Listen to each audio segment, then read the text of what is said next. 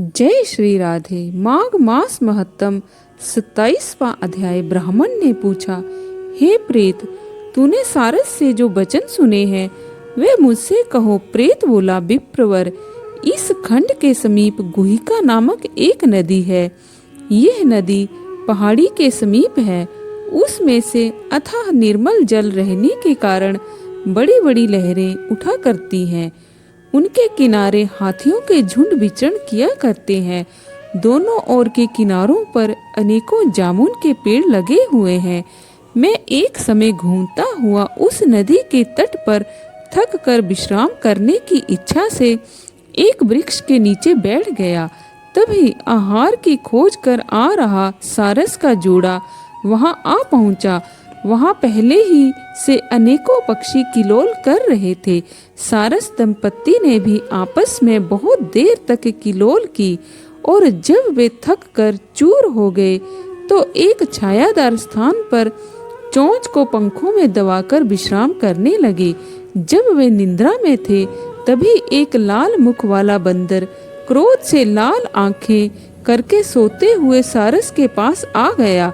उस लंबे लंबे काले बालों वाले दुष्ट बानर ने अपनी लंबी चंचल पूंछ को चारों ओर फटकारा।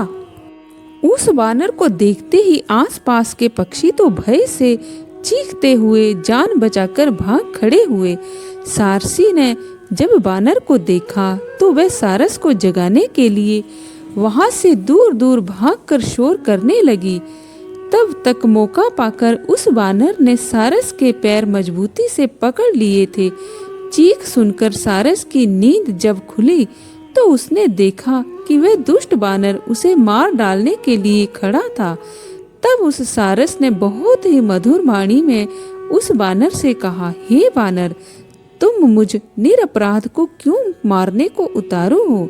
राजा भी अपराधी को ही दंड देता है। सत्य पुरुष कभी हम जैसे अहिंसक जीवों को नहीं सताते, वे दया ही करते हैं। हम जल परछाई को ही खाते हैं, पर स्त्री के साथ भोग भी नहीं करते, सदैव वन में ही रहते हैं। इसीलिए हे श्रेष्ठ बानर, तुमको मुझे मारना उचित नहीं है। मैं निरपराध हूँ, इसीलिए मुझे छोड़ दो। मैं तुम्हारे पूर्व जन्म के वृत्तांत से परिचित हूँ। उस बानर ने सारस के वचन सुनकर उसे छोड़ते हुए कहा, हे सारस, मैं वन में भ्रमण करने वाला बानर हूँ। तू ज्ञानहीन पक्षी होकर भी मेरे पूर्व जन्म के वृत्तांत को कैसे जानता है, वह मुझे बता। सारस ने कहा, मैं अपनी जाति की स्मृति के बल पर तुम्हारे पूर्व जन्म के वृत्तांत को जानता हूँ। पूर्व जन्म में तू विंध्याचल पर पर्वतेश्वर था। मैं उस समय तुम्हारा कुल गुरु था।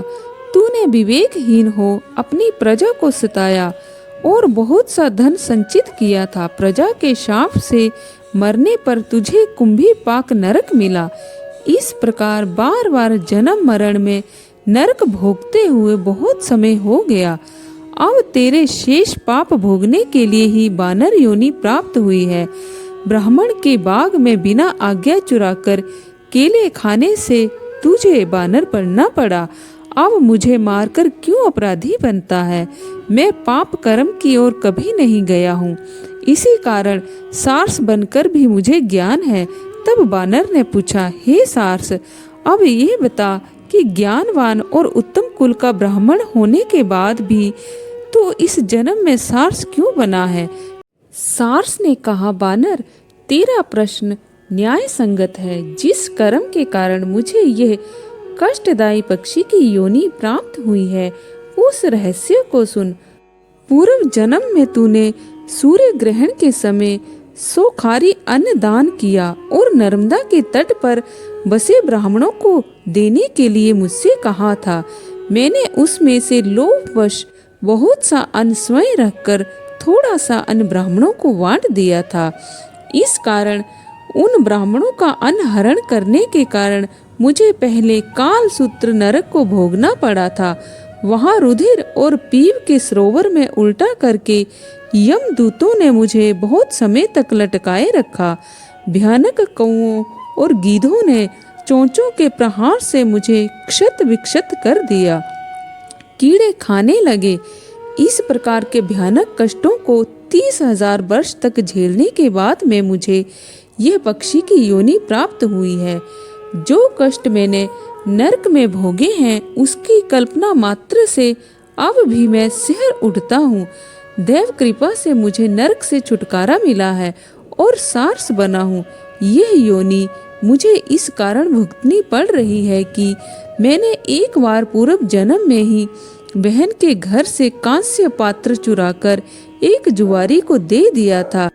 यह मेरी माता जो इस समय सारसी है पूर्व जन्म में एक ब्राह्मणी थी। इसने भी कांस्य पात्र की चोरी की थी, इसी कारण इसे सारसी बनना पड़ा।